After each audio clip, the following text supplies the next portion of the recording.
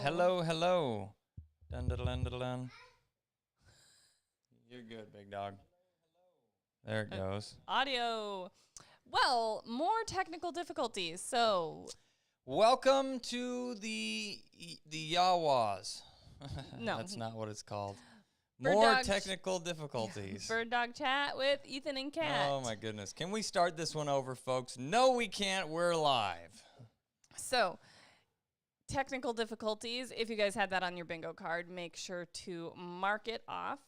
If you don't know what we're talking about with our bingo cards, go to patreon.com/Standing Stone Kennels to get your bingo card, where every night when we do these live streams, we do quirky stuff and stuff happens, like the audio doesn't work and the Facebook Live doesn't work and things like that. Those things don't happen very often, though. Often enough that they made it onto a bingo card, okay? All right. So then you guys can mark those off with other quirky things that we do, and if you get enough quirky things marked off, you get a bingo. So let's do some check-ins. How do we run this check-in thing? Yeah, you'll have to. Oh, I figured it out. What? Yeah, I think I figured it out. We got hello from Colorado. Hey, Tina. South Dakota checking in. South Carolina. We've got no sound. Yeah, that should be taken care of now. But California. Wisconsin in the house, Minnesota, Appleton, Wisconsin. Hi from Atlanta, missing Zeke. Well, he is missable, and I'm glad that he's here learning all. Bingo card link isn't working. I just updated that, Alberta, and there are Canada, several New people Mexico. with bingo cards. So maybe try it again off of Patreon. Gulf Shores, Alabama. Oh, I bet the weather is nice. But it's hot. You're complaining about weather. it being cold here, huh? Yeah, well, beach weather is always nice. So, all right. Michigan, Illinois, Idaho, Virginia, Indiana, Wisconsin. I need the little mouse. Where's the mouse? So this is kind of a fun thing. This is screen one. Think about that screen as being over there. I know. Look. So you move pretend like it's there, so you can. I get it. I know how multiple monitors work. Do you? Yes. And look how big that font is. You shouldn't have to squint at all, honey. Squinting is life, folks. Good thing y'all train dogs and aren't IT. Amen. That is real talk right there. Full send. I love it. Lakeland, Florida, California, Florida again, SoCal, New Mexico, more Florida people, Sacramento, Pennsylvania, Kentucky, Denver, Virginia, Nebraska, and it bounces around a little bit, so I might have missed some people, but thank you all for checking in. That's how we typically start our live streams, with some check-ins, which is really fun to see where everyone is watching from. But we also like to mention the bingo cards a couple times, because we do like to do cool giveaways, and the way that you get those is by getting your bingo card on patreon.com/Standing Stone Kennels, and then clicking along with us when we do kind of crazy stuff. And then we can check your bingo cards, and yeah. What's going on? So 161 people watched our really screwed up one earlier. So that lasted for 2 minutes. Yeah, I was just going to go in here and add this in so that it's there now. Cool. Got it. Okay. So we always like to thank our patrons, because they're the biggest supporters of our YouTube channel. So if you don't know what Patreon is, it is a way that you can either support us creating the content and cool stuff like this, as well as if you need help training your bird dog from home, we can help you with that by watching videos of your training sessions, or even being live during a training session, kind of in a consult fashion. Why are you touching me? Just petting you. Okay. That's not weird. So Patreon, awesome. Thank you guys for being patrons and supporting us. That is the biggest supporter of our content and our channel. You're creeping me out, babe. YouTube channel stuff. Something that I wanted to mention. If you don't know, we have a second YouTube channel. It's our Standing Stone podcast YouTube channel. Thanks. We've been hit or miss putting out some podcasts. We're trying to get back into a better flow, but there's some good ones on there. We just put one out this week on game processing, and then tomorrow, which I think you guys would really like this one, so you should check it out. Tomorrow it's scheduled to go out super early at like 5 a.m., but it is how to pick a dog trainer. So definitely should tune in and listen to that one. And subscribe to our channel if you haven't already. That'll help us out a lot. And we're on other podcast catchers. It's a pretty short podcast. It basically says, step 1, call Standing Stone Kennels. Step 2, look no further. It absolutely doesn't. It's not like a 20-second podcast. Well, this evening, the original post was titled something Huns, to the effect, Sharp Tails, and Prairie Chickens. Chickens, Bird Dog Chat. And the reason for that is we just, and by we I mean me and the dogs and that mouse in my pocket, got back from a hunting trip in the Dakotas. First and foremost, the main goal of the trip was Hungarian partridge. And I will say, we got our butts whooped, okay? And maybe I should have done a little more research, but I kind of took an approach of, I did research, but I took an approach of, I think this is going to happen, and I feel like if I get in the right area and put a couple days worth in, I'll at least see some or something. No, we did not. And specifically hunted in areas that the folks said, I know this is where we see Huns. Like, drove through the pasture yesterday, bumped a covey, right? And we didn't happen to find any. We did see quite a few pheasants, which was kind of fun, but did a lot of walking and did not see any Huns at all. So we got already up there. Says, if you need a good spot for Huns, come to Alberta. We have some wicked areas. Now, so this is interesting. Is Alberta the same as, maybe it's Saskatchewan? There's some different rules on what you can hunt and what you can't. I think that it was based around pheasants. I can't come to Canada, or depending on which, I'm going to say, are they provinces? Territories? Territories? No, provinces. Okay. We need to take geography Thanks, Jamie. again. The thing is, though, there are some, I'd heard some rules or regulations around that I couldn't come up and actually shoot pheasants, which I'm okay with not, but I like shooting pheasants. I just have access to pheasants here. So what is the case with that? Do you know? I'm going to throw, not Kaylin. Kaylin? Yeah. Kaylin Kelly? Okay. She has a puppy deposit with us. Well, I keep felt calling like her. saying, I keep calling her and saying, hey, you ready for a puppy now? You ready for a puppy now? And I keep getting shut down. That's okay. I felt like Kaylin was correct, but then I was looking at it and just, I'm running a little bit on the old empty tank tonight, folks. I made it. I've got a beer, yes. I made it home about 3:30 this morning. 3:30, 3:45, and the three of us, it was Peter and my buddy Adam and I, we drove. It's one of those deals. It was kind of like, it'd only be 1 o'clock when we get in, and then we had to stop my dogs out, and those two old men have to pee every 14 minutes, so 3:30 it was. But long story short, Huns were tough. Now, the interesting thing about the Hungarian partridge aspect of things is they say to hunt them. Everything I heard said hunt them like pheasants. They are going to be on grain edges, and they're going to be in this and that. And canola was listed specifically as one of the grains that you could hunt. And I think canola, I don't know if it's technically a grain. It produces a little seed that produces a lot of oil. Canola oil, I think, is where the canola plants come from. But we grow a little bit of canola here. There was a lot of canola up there. And the rotations were soybeans to canola or some of the wheat to canola. And they do a bunch of different grain type plants up there. So you think about wheat as what that is, right?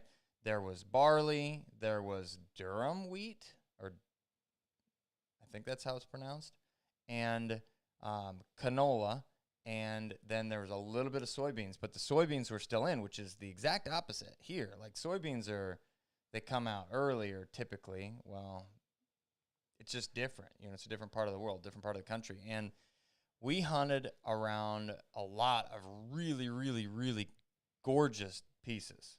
I think I didn't send this to you, but I can, because I want to show this picture right now, because this is we mentioned Huns first. This is a picture of the property one of the properties that we hunted, and it was all along Canola. Here, let me grab it. It'll be up in just a second. So this is one of the properties that we hunted. It was very interesting draw, and the draw itself had, I don't know, choke cherries and wild blueberries and snowberries and you didn't see any birds? And blueberries and blackberries, and I don't know about the blackberries, but and snozberries, tasted like snozberries.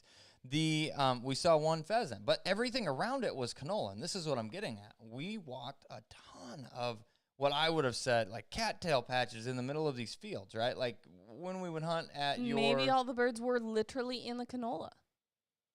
No, so canola stubble looks like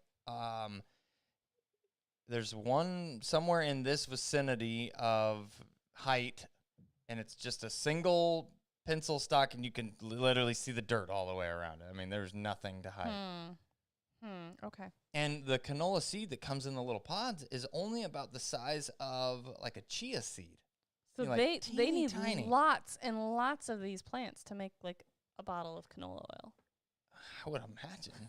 Okay. A lot. But the thing about it is the head on it, when it was done, it had a bajillion of these little pods. Like there were a few that were still standing. It was just maybe, I don't know, a couple hundred pods. But this has already been harvested. Yes, cut. Oh. Yeah, cut. 100%. Hey, guys, so if you can't tell, I didn't get to go on this hunting trip. I know, but I haven't got to talk to you about it either, so you're hearing it firsthand here. So you pulled that picture up. Is it up? Is it? Zenobia. Okay. I can't see anything. Oh, yeah, that's it. So you can see here on the outside edges that pretty golden color. All of that was cut canola fields, and this was just this gorgeous little draw that we walked down through, and we found one pheasant. We flushed that bad boy out. It was really, really, really young, and then we went up and down and around these little hill areas and found a porcupine, which I don't think I sent. All the things. It's like Ethan can't go to the Dakotas on a hunting trip without running into a porcupine once a year. It's a little video that's kind of fun. Let's see here. Too far. I wanted to mention while Ethan's looking for that, because I've seen a couple questions popping up on YouTube and maybe on Facebook, that we will get to your guys' questions. The format of these live streams is typically we talk about something that involves something, hunting stories this time, and then we roll into questions. If you've got a question that's burning a hole in your pocket, I always tell you to throw it up on YouTube in a super chat, because we put priorities on those. But we will be getting to those after Ethan talks a little bit more about his hunting trip recap. So this should be popping up here in just a second, but this was the most eventful thing that we found in these really gorgeous, gorgeous little draws and pockets. I saw a coyote. So we saw a coyote, saw one jackrabbit. So I'm guessing the coyote was making a move while the coyote was chasing the jack. And then the young pheasant. There was one young pheasant. And a porcupine. And it was really funny because it was one of the, I knew instantly, and I couldn't even hardly see her. And I knew instantly, I was like, that is trouble. It's either going to be a skunk, it's going to be a porcupine, it's going to be a badger. Something is going to try and make this bad. Mm-hmm. Yeah. Not good. So her beeper goes off. Beep once. And I look over, and she's like wiggle button in the edge of this bush. And I'm like, I just called her instantly. I was like, get over here. And then I can see this like white fuzzy stuff kind of hanging off the front of her face. And that's where you're going to see in this little video. Yeah, you could throw sound in there. It'd be fun. Sure. We might have Make to sure. just go beep. What am I? Which Make one sure am I it's going not up? too loud. Oh. Yep.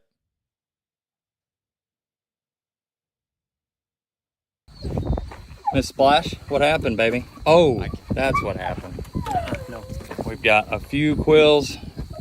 Ran into a little quill pig down in the draw. Okay, cool. But then we've got Dr. Armstrong here. Now there's a couple different things. There's some different thought processes. Let me start this here. Total quills in the front of her nose and a couple underneath. Nowhere near. Adam, you hold her. No, not at all. That's just a simple. Miss Splash, what happened, baby? Oh, that's what we happened. did a few more, but We've got a few ultimately, quills. I created a bunch of these posts. Ran into a little quill pig down in the draw. Social media. Then we've got Dr. Armstrong here. Now there's a couple different things. There's some different thought processes. Let me start this here. Because it's just The beepers. an area where there's a lot of blood. You pull them out of their nose and started to bleed. So we cleaned her up a little bit and showed parts of what it looked like. But typically you can pull them out and it's fine. But this was just like her nose was bleeding like crazy. So anyhow, we worked through that. Now, that was kind of that was the Hun adventure. We did a whole bunch of learning where the Huns were not that day. Now, the thing about it is everybody that I have talked to and heard said you hunt Huns similarly to pheasants. Like they're in similar areas. And I like the conclusions that I've been able to draw because I did this fairly blindish. I got permission from people that do a little bit of hunting, but nobody that I talked to really targeted Huns even. They're just like, yeah, we see them sometimes in these areas, right? And talking with Adam on the way home, we're kind of like thinking this through because we're both pretty, mad at it now that we got to go back and figure this out. It's Maybe I get to go this next time. Oh, you sure can. But I would categorize it. We were talking about it's more like hunting quail. They're going to be on fence lines, and they're going to be they're more like a covey bird, like a quail would be, and they're more that way. So I think that's probably a better descriptor. And it seemed once we got closer to wheat or beans, we did drastically better than around any of the canola fields. We just spent an entire day walking around canola fields because we're slow learners, I guess. But you had really good success on everything else. Yes. So that was the tail end of the trip, but it was the main priority on the trip. So we started out in South Dakota, and in that portion of stuff, we hit a couple spots. One gentleman, it was a private land on one of the days, and are you okay? The dog's okay. I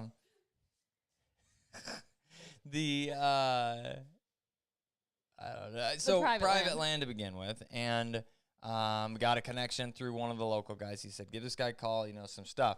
Well, randomly, I think I saw on Gun Dog It Yourself's story post that they were headed to Montana. I'm like, where are you guys at? I called Nick How up. are you getting from there to there? How far are you from Winter? He goes, well, I think we could make it by about 3 a.m. Same kind of concept. So they drove all night. They struggled to find, and if you listen to the podcast, I'm sure he'll talk about it with the trip and everything else, but they struggled to find 24-hour fuel stations. They thought they were going to run out of gas because it's the middle of the night. Well, they roll in, and it's like between 3 and 4 in the morning. They come in and they nap for a minute. We get up at, I was up, but we left at 8:30, and we roll out. And they moved a group of prairie chickens, and then they came down with us, and we moved 3 groups of sharp tails, and it was kind of a cool deal. It was just a fun. Definitely worth the stop, it sounds like. Yes, it was. And the coolest part about it was they did exactly what they were supposed to. They were in the snowberries, and they were in the kind of the higher peaked areas, some scrappier looking pasture ground. And what I mean by that would be some weeds, we hunted some stuff that was more, you consider like monoculture. It was very clean brome.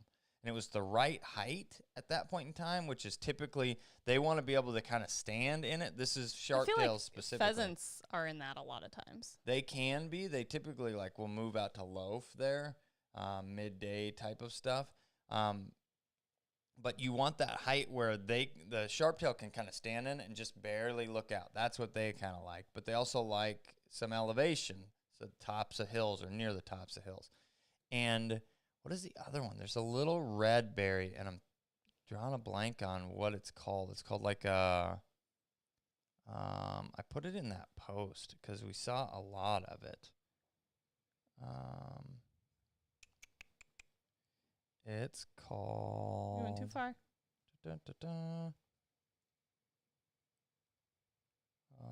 Grasshoppers are important. Rosehip. Okay, so it's a little green leafy plant with a red little berry. I don't know if people can eat these, but rosehip. And when we walked to the brome to begin with, kind of on the edge of a little alfalfa, when we were in South Dakota before, we did really well near alfalfa in the pastures. And what they're eating is primarily grasshoppers and some army worms, and there were a few stink bugs, but mostly grasshoppers. But then they were flying back out during the day where all these berries are, and they eat some of those as well. But at this point, they're primarily feeding on grasshoppers. But they basically were exactly where you would have expected to find them. We got out of that more clean brome into some scrappier looking stuff. Yeah, exactly like that. Yep, 100%. They, and it looks like the way they're working, some of those are bigger, but that's what it looks like. So we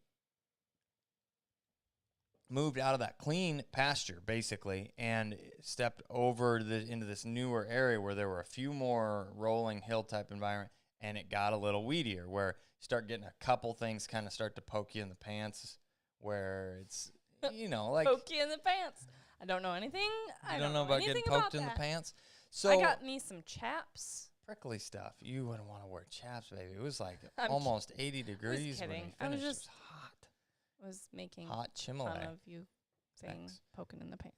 So we get into that, and then there goes a sharp tail, and there goes another sharp tail. And the first one gets up, and Jacob, who is, I know he's got a podcast, the Southern Outdoorsmen. So he's on this trip, and this is his first upland bird hunting trip out west. And typically when you get into these prairie grouse, there's one will go or the group will go, and then there will be a couple remaining. There's always this like scraggly, like staggering effect, whether it's a few at the beginning. So be ready. So be ready. And he shoots and boom, boom, misses, which it happens to all of us, but he shoots and misses. And then he's just kind of like standing there defeated, right? Dang it. Get up there. There's going to be, because it was a longer shot, but he's like, get up there. Well, here they come. And he shot and missed again. And then another one got up this way. And Harold, one of the other guys that was with, he helps do a lot of their editing stuff for the podcast. He grabs Jacob's gun. He's like, is this thing bent? Like giving him a hard time, which is the best thing to do, right? Razz the guy that's already struggling just a little bit. Because it'll make them hit dead eye on the next one. And they kept getting up, but they were spread out quite a bit, probably just moseying around, picking up grasshoppers and eating berries snacks. and rose hips. Yep. So they kind of shot out, and that's where I shot my first one. I got a sharp tail. It was one of the younger birds, and Shock retrieved it to me. And then we made a little... Puppy Shock. We made a little loop up over this edge, and we're kind of on... It would have been the north edge of this. This little hill ran east-west. So we're on the north side of this, and it's just like all berries through there. Well, this group gets up, and there might have been, I may not be remembering this perfectly, but there might have been 8 birds that got up, and it was like a perfect synchronized shooting event. Boom, boom, boom, boom, boom. 4 birds come down. It was just like boom, boom, boom, boom, boom. I shot way too many times for 4 birds to come down. But they it was up and down, and the dogs all made retrieves. It was very, very cool. This is one thing that I always ask Ethan at the end of the day and the end of the hunts and stuff when we get a chance to catch up. I'm like, how did my doggies do? How did your doggies do? Well, I can tell you Doc learned an interesting thing about buzzards. There was a buzzard that came down, and it flew kind of low, and it caught his eye, right? And I'm talking this thing they're pretty big birds. Big black bird floating at maybe 30 yards above him. So pretty dang close. I mean, close enough that it was, and I'm watching these birds that are getting over here, and all of a sudden I look, and he is like 500 or 600 yards over there chasing this buzzard that keeps like dipping down and flying back up and just teasing him. Just teasing him. Just trying to drag him out, maybe to get him to like tip over out there so he could eat him. I don't know, but so Doc learned something about buzzards. Okay, and then the only thing I can think about with buzzards is like, I don't know what you want to do. Are those buzzards or vultures though? Yeah, it's in the Jungle Book. Same. I mean, it's hilarious. That's what I always think of. I don't know what you want to do. Well, don't start that again. So then Puppy Shot got to make a retrieve. Nobody got anything pointed in there. The way we hit that, the wind was wrong, and we were trying to kind of work around where we thought the birds were, and they happened to be pretty dang close to where we thought they were going to be. Thought they should be, but we made that loop, and then it was like they were hot, and I had everybody healing, and old Thunderbutt was on that run, and I don't know what he did. He helped make some retrieves off of the, way too many shots, but yeah, that one. Got it. Yep. So that was the gist of the majority of that field. We got into. On our first little push when we were out in the stuff, we got into a small group of, it was like just 2. So I don't know if you can call that a full, they flew in there from somewhere. They were just passing through, I think, and stopped for a You could call them a pair, I bet. Yeah, a pair of sharptail were out in the middle of the field where the rest of the birds were somewhere else. And when we split up initially, Nick and Jacob and Harold went this way, and then Adam and Peter and I went this way, and they got into some prairie chickens over there. And one of them, I believe, was a hybrid, because it definitely did not look as prairie chicken, and it 100% was not a sharptail. So I'm guessing hybrid. Now, then we called it quits probably about 11 o'clock because it was pushing 80s. Hot. That is one thing. I'm like so over summer. It's been bad. It's been really bad. So the next day, we said, we got some shooting in. It was fun. We're going to roll on north. Now, we stopped in the Fort Pierre National Grasslands. Now, I saw a bunch of stuff come across the social medias, I think Facebook or mostly Facebook. Some people commented on my post that we were hunting there, and they said, oh, the bird numbers are so down in the grasslands. Something.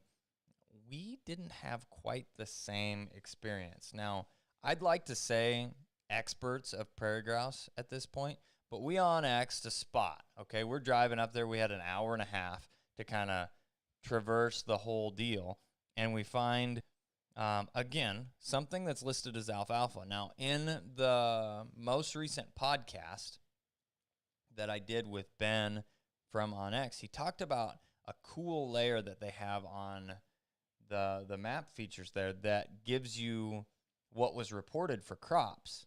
Well, it's what was reported for the previous year. So you have to have an understanding of what the rotations are, which is why a lot of the stuff that we were looking at in North Dakota would say wheat, but then we get there and it's canola, right? Because it's last year. That was one thing that he had said in the podcast is Correct. Call the co-op Yes. and find out what the rotation is. Yes. So...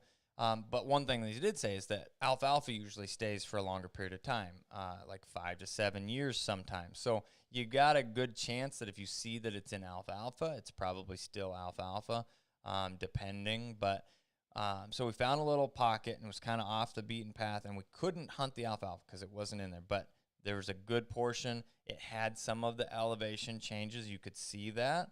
And we thought, this looks good. So we drive in there. We're going to make one little loop, and we grabbed the experienced dogs that didn't get to hunt as much the first day because it was like a first day, dump all the puppies, let them get their running around and Get on some birds. Yeah, get on some birds. Don't get on some birds. Get their running out, right, and stretch their legs a little bit. And we started walking down through this, and it changed from, it was kind of pretty thin cover, and we're starting to second guess our decision of the pasture itself because it seemed like not enough there. And then it got a little bit thicker, and I was like, wow, here's all of the rose hip and the snowberries, and all of the things are just magically popping up. And about that time, there they go over the hill.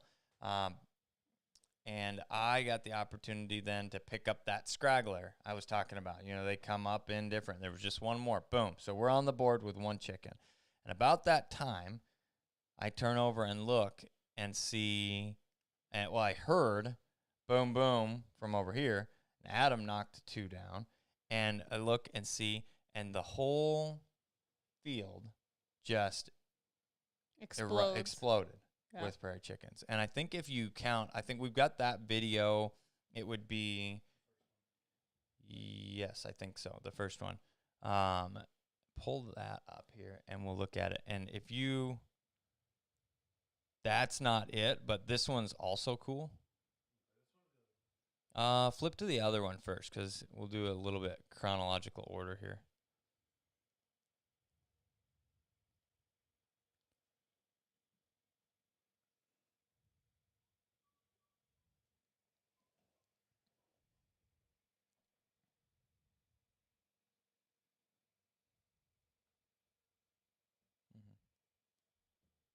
Yep, this one's it. Is that the beginning? Is it rolling? Yeah. All right.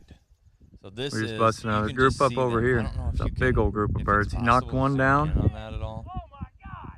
Holy cow. And the fields have just erupted with prairie chickens, boys and girls. I don't see him. So holy the guy cow. In the far back there, they're just kind of off to the left. Oh, well, you can see him. They got up just, I don't know, good maybe night. 40 to 50, just right on the edge of too far to see. But, yeah, try it again. So just right there, you can see just up to the left of him. Oh, yeah, I can see. We're just busting another. So in that first wave, there's like almost 20. Up over here. And he had just moved some birds and shot 2 out of the first group. And then here come 20 more. And then shortly after that, you'll see a big old group of birds. He knocked one down. Above the guy in the middle there. There go, I think almost like 40 more get up.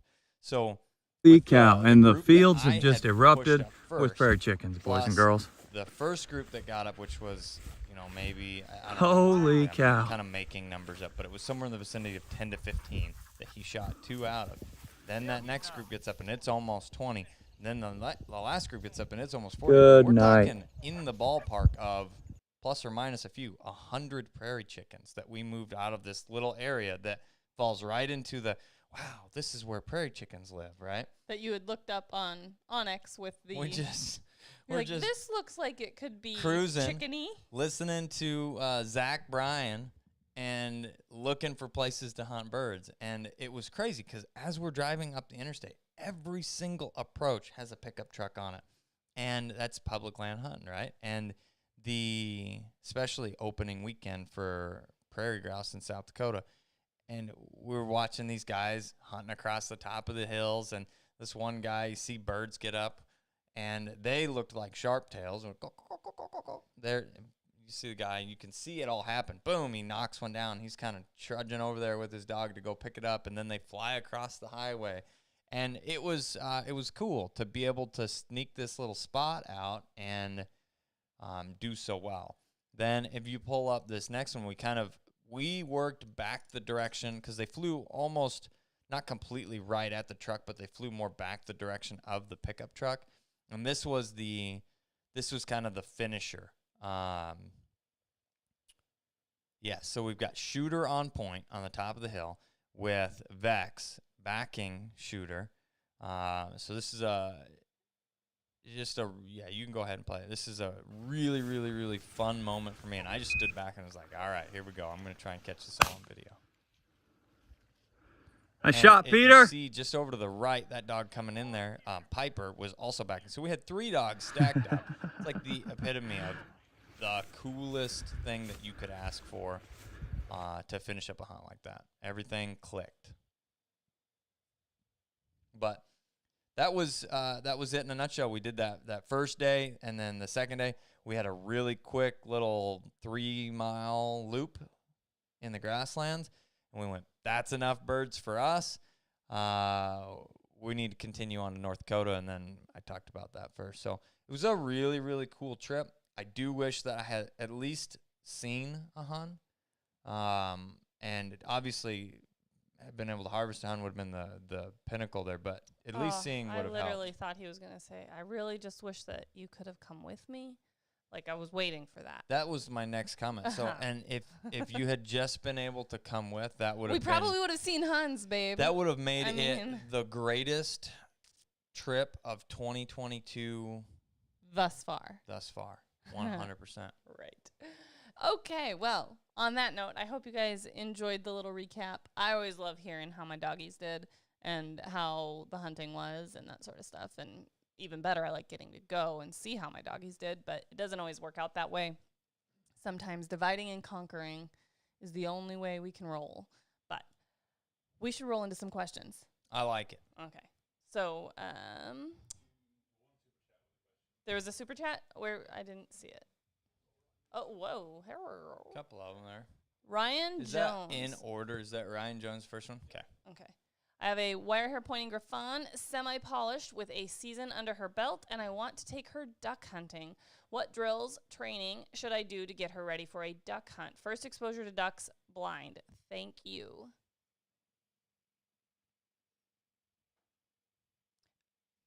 So, I quick 100% clicked out while you were reading that, so I'm rereading it so I know what the actual question is. I'm sorry. I'm tired, baby. Okay. So it sounds like that has had a season under their belt, but it sounds like mostly upland since it says first exposure to ducks and a blind. Yeah, so there's a couple different things. I think that making sure that we have a good understanding of swimming, and if you have the opportunity to do some work with ducks, it's cool. Marking drills are going to help in that category. And then I wouldn't, like me personally, I wouldn't put too much emphasis on, because everybody is super worried about steadiness. Now, it's important, but you're going to be better off going more in a situation where you're hunting just you and your dog, or you and a buddy and a dog, so it's more controlled, and you spend time with the dog the first few hunts to first season of duck hunting, and do one of two things. Either A, you help to restrain and then send right away, so they're kind of figuring out ducks are coming out of the sky, and then actually just clipping them up is going to be the safest. That's going to be the easiest way to develop steadiness, is you are clipped up, you can't go anywhere. And even dogs, so even if it's not their first season or they're not super steady, that is not an unsafe way to hunt a dog. Even a finished, steady dog, the excitement happens. There's multiple guns going off if you're hunting with a group, and it gets really exciting for those even older seasoned dogs. And having that tether is just an extra level of safety, so that if they do try and break, they are still somewhat restrained, and then you can go and release them so that they're not busting out, getting in front of the guns, things like that could be unsafe. So no shame in continuing to use a tether of some form with even a finished, polished bird dog. So now the last thing. Did you? And I tuned out while you were answering, I guess. Excellent. But did you mention decoys? That's what I was going to say. The last thing is to set up a handful of situations that are going to be as close to the way that you're hunting. So it's going to include decoys. It's going to include a blind or a water stand, or whatever it is. Even if you can if you have some permanent blinds, go to the blinds and train early. Set it up so the dog's prepared better. And the more that you do preemptively to set that type of situation up, the better off you're going to be all the way around for not having kind of a struggle bus start to that and frustration. So Yeah, and they do need to learn how to retrieve through decoys so the decoys aren't a huge distraction, and then they're so focused on that decoy that's right there that they didn't actually see the bird that they're supposed to be retrieving. So, Yep. This one from Kyle W. says, love the videos. I've learned tons from them and appreciate the minutia on certain things. So, well, thank you for the super chat. We really appreciate that. And did you have a question? I You don't have a question if you want to use it. I don't think there was. I think it was a thank you. So I appreciate that. Thank you so much. Well, thanks for being a fan. The next super chat was from Thor Sherva, my 4-month-old British lab who barks constantly in the kennel during the day but not at night. Should I use a bark collar to curb this? Yeah, so bark collars are a really, really good tool. Personal opinion is we need to have a good understanding of collar conditioning before we utilize a bark collar to as a correction tool for barking. Now, the reason bark collars are cool and they work well is because the timing is perfect, basically. They're going to correct, pretty dang close. Sometimes there's some sensitivity issues, but the timing is going to typically be really, really good, as well as consistent. So every time they're barking, they're getting a correction whether you're there or not, which is going to help to curb that. Now, the next thing is just making sure that we have basically the best setup for the dog, meaning they've had the opportunity to potty, they don't need anything.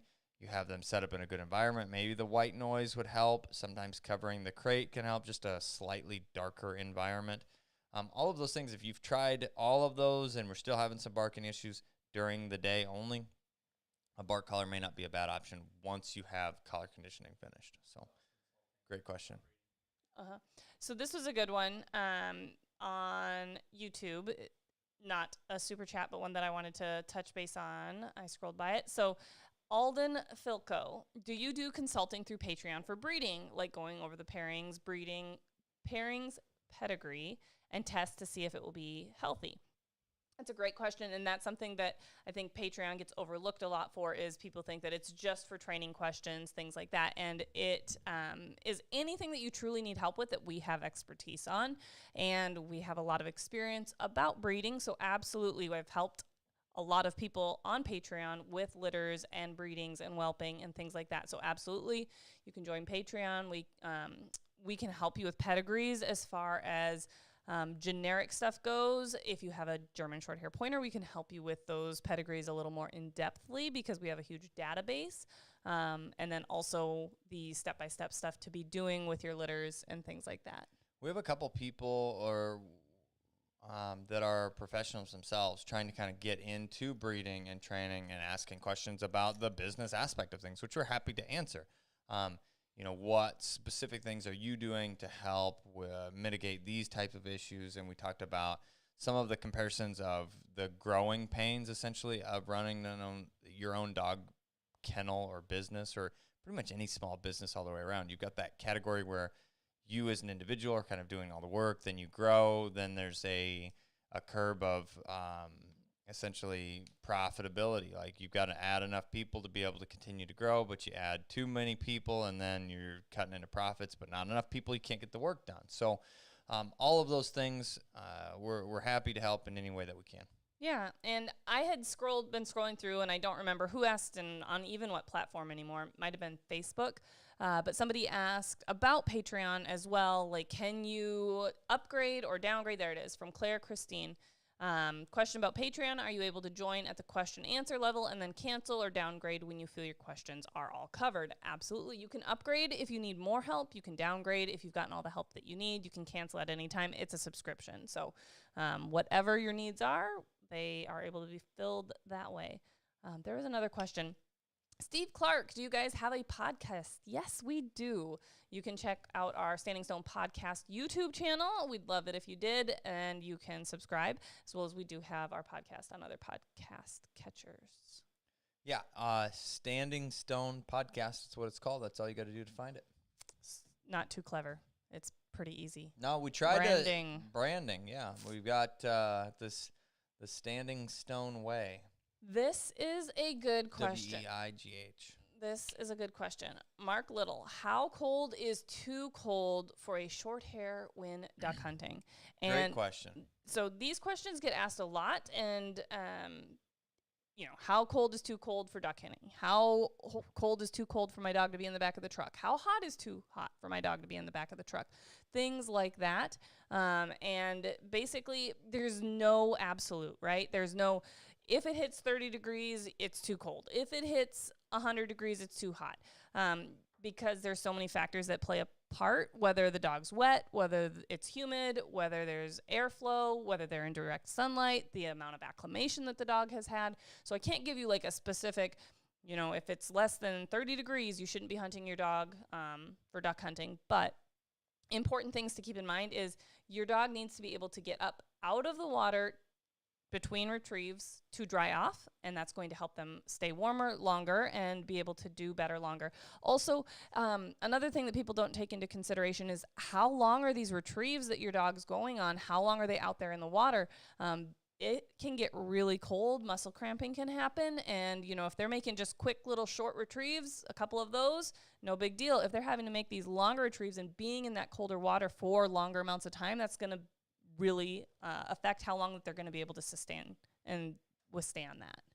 I think that ultimately the takeaway from the whole process is acclimation can help, and then two is you need to read your dog because it's going to be different.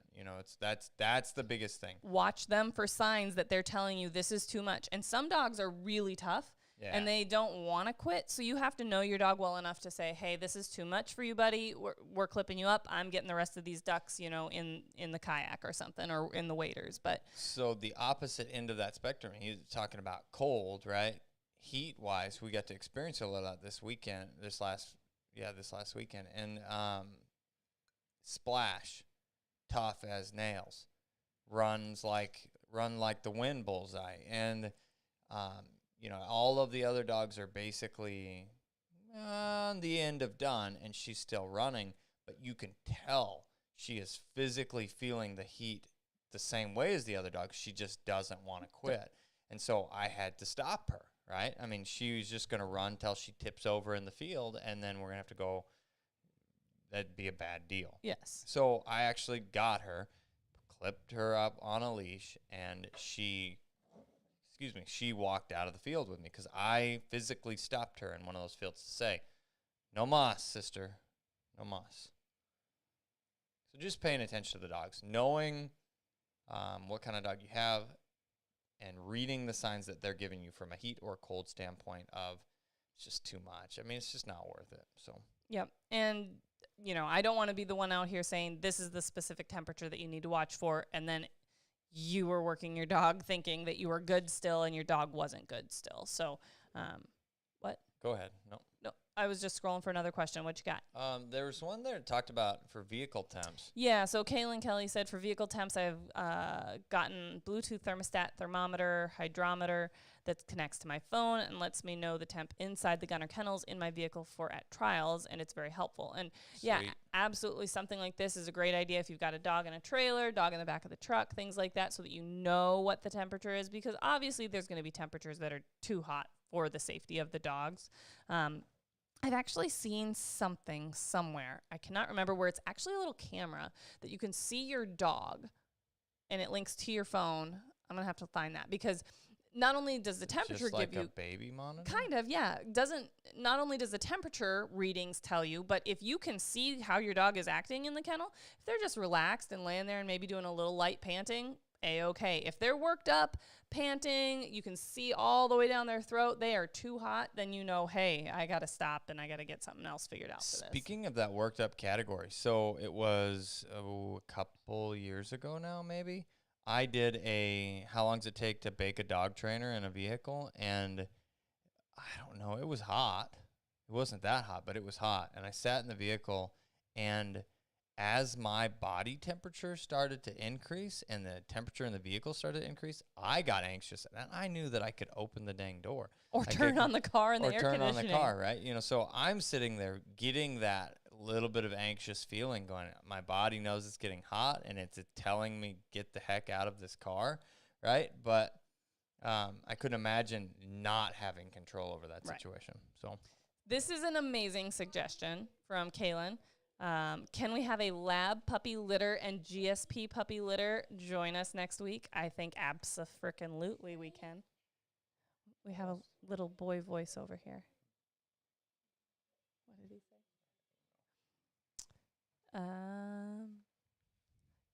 Do we have any bingos? No bingos yet? no, not yet. We're going to spice that up. Miss Kelly said she would help, and I didn't get around to send under the list. What chokes did you use and loads? Well, I used the Chuck Norris chokehold to start with, and chokes in the shotgun. So I shoot, and a lot of people that follow along know I pretty much exclusively shoot 20 gauge, and which is God's plenty when it comes to trying to kill sharptail. But modified choke, since I don't believe that anything over that's really necessary, especially earlier season stuff. But modified choke, and I shot, because of the variety of places, including some WAP waterfowl. WMA? Waterfowl Management Area? Yeah, but I think it was WAP. WAP. I don't know if that's what it was now or not. Waterfowl management areas, but I don't believe that they were called WMA where we were at. And I think that we made a joke specifically about whatever. I shot bismuth, so I was shooting non-toxic, but as close to lead as you can get in that reasonably priced, if that's even a thing, in non-toxic load. So I shot bismuth 5s, 2 3/4 inch, 1 ounce of bismuth at everything, and it was more than enough. WPA, Waterfowl Protection Area. Thank you. Not Got the WAP. letters Thank you, Jeremy. mixed up. Got the letters mixed up. Appreciate it, buddy. But that sounds way better. So I shot non-toxic for the entire trip, which is what it is. Pheasant hunting, 99% shoot lead, and Kent Fast Lead, typically. yeah, Kent Fast Lead, typically number 6s in a 3-inch 20 gauge load. So little extra. Oomph. Yep. So this is a good question. Okay. Were you done with that one? Talked about your loads, your chokes, your choke loads, whatever. Done? Okay. RBL, hey, we're also talking about weapon areas. Oh, no, WPA areas. Okay, RBL Jackson, you asked for questions, so here you go. 6-month lab, barking while we eat for attention and food.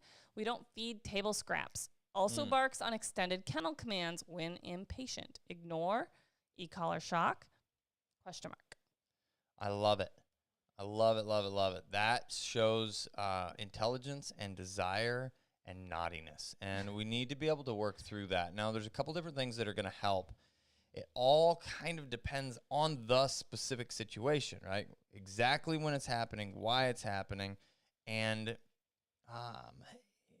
in situations, there's a number of different ways. I mean, you can ignore it. You can correct it. You can prevent it. And we often say, or I specifically try and say every single day of my life, that an ounce of prevention is worth a pound of cure. So being the super being in the relationship, recognizing what the pattern is, being aware that it's happening, and then setting up a better environment. So it just kind of takes a little bit more information. If it's a young dog. Yeah, because anything your dog's doing consistently, they're conditioning themselves to. So if this is going on and on, every meal he's sitting on his bed eating, while you're eating and barking for attention, and anytime he's on his kennel and getting impatient, he's barking. That's something that he's going to be conditioning himself to, and you need to come up with a way to interrupt that, so that it doesn't become the habit. And like Ethan was saying, that's where you anticipate, hey, you know the pattern, right? This is what happens. We do this, he barks. So how to disrupt that pattern basically and come up with a solution, an option, a suggestion that would change enough variables so that we don't get that barking response. Now, a couple examples. Quest was a little bit mouthy that way, a Legacy, little too. demanding, and Legacy a little demanding. She took after her mama. In those situations, we were able to work past it by essentially ignoring it until we got the right response, which would be just to be Quiet. Just being quiet and doing the things.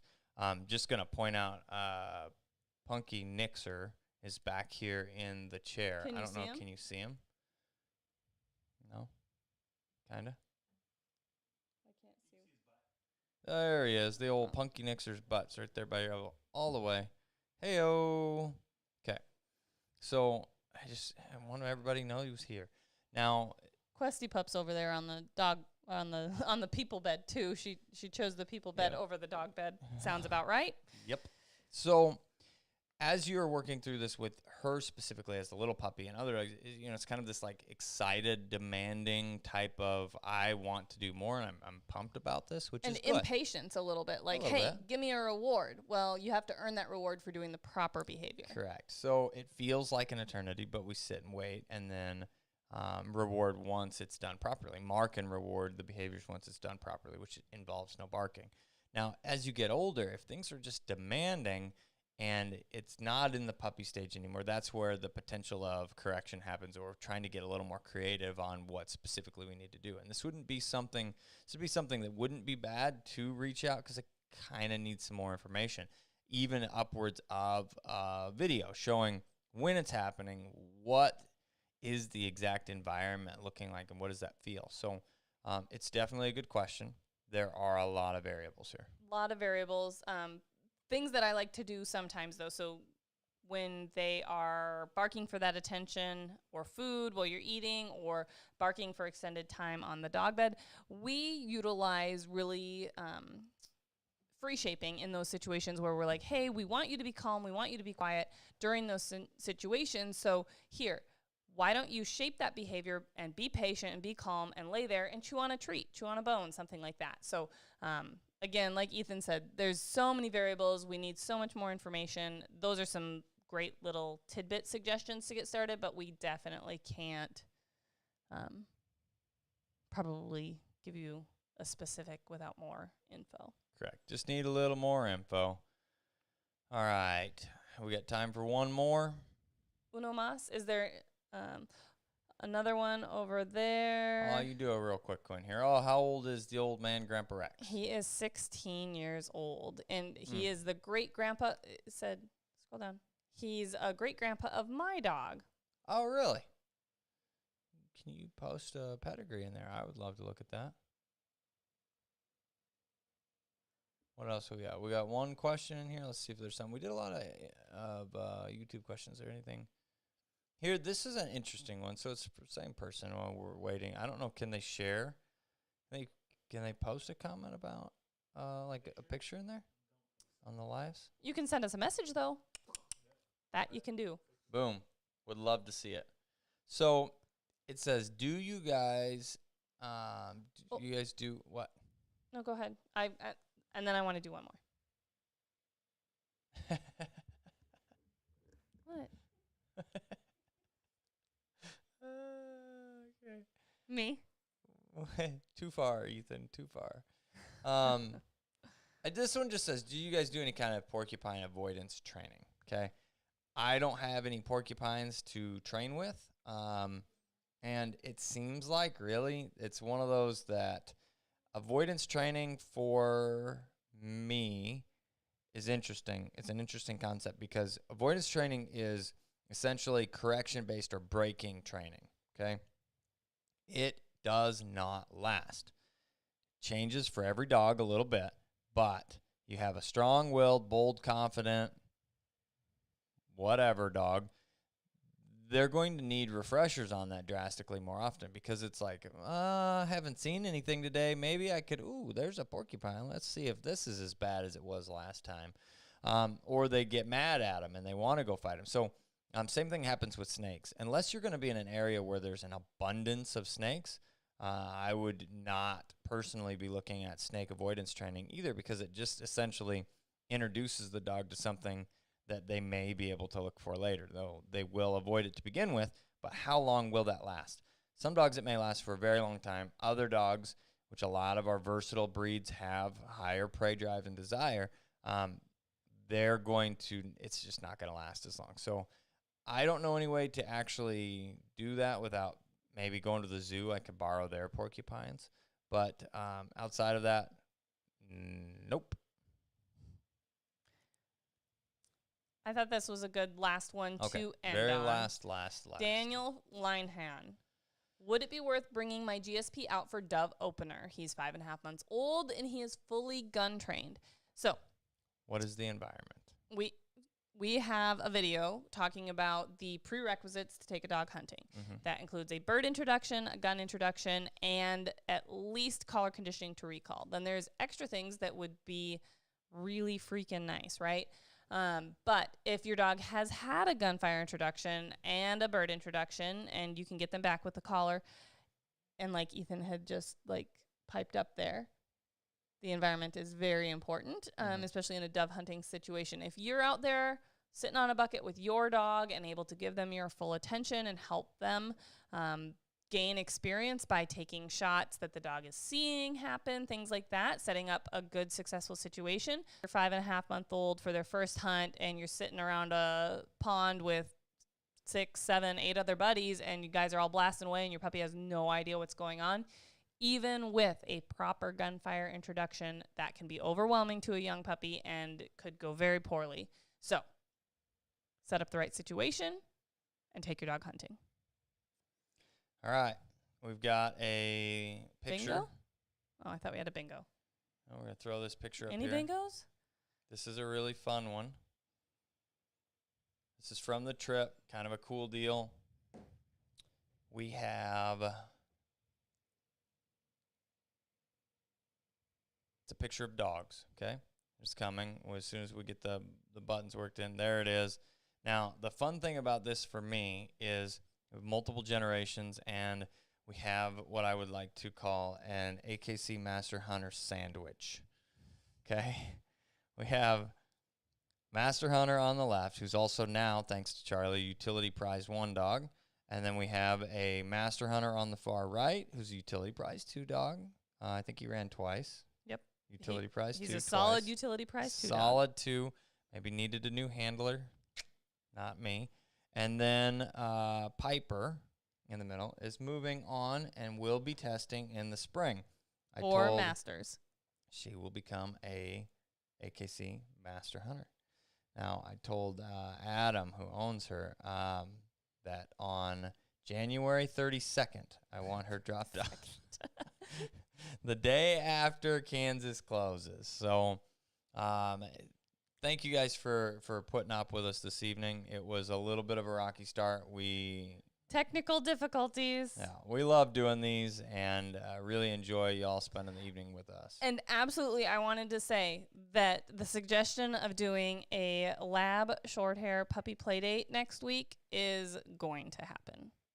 I'll figure out how to make it work. Charles will figure out how to make it work. Oh, you think we can do it like remotely? They can stay over there. That'll be really cool. Aha! Yes, and we stay over here. We have and then we can watch them play. Oh, good. Last by the wire bingo. Okay, look up the bingo card. All right. What's the bingo number? M. Miller Pay. Miller P. I bet that's Miller in the middle. Yeah. Can't you bring up the cards? I have the cards. There. Nope.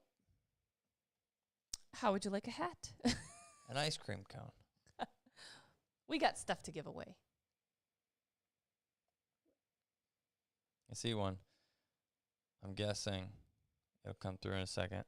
If it is what I think it is, we got Dr. Do you want me to send the number? Yes, yeah, please. Go ahead, send it on. I believe we have it though. It says Dr. Peter. This is only one tonight. We've got Dr. Peter Armstrong. We have Punky Nixer, Questy Pup. Questy Pup. Oh, Yep, yeah, that's yep. it. All right. Ethan talks over Kat. Absolutely. When does that not happen? And AKC. Freaking goofball. Yeah, because it's warm up here. She sleeps like Vexer once in a while, And too. Like that, though. AKC. That's her daddy. Very nice. Very nice. Ooh, awesome. Well, congratulations. Shoot us a message, and we'll get you over a code to use at standingstonesupply.com. Thank you guys for watching. We'll be back next week with another Bird Dog chat with Ethan and Kat. I'm the guy with the pink gun. I'm Kat the dog trainer. We'll see you next time.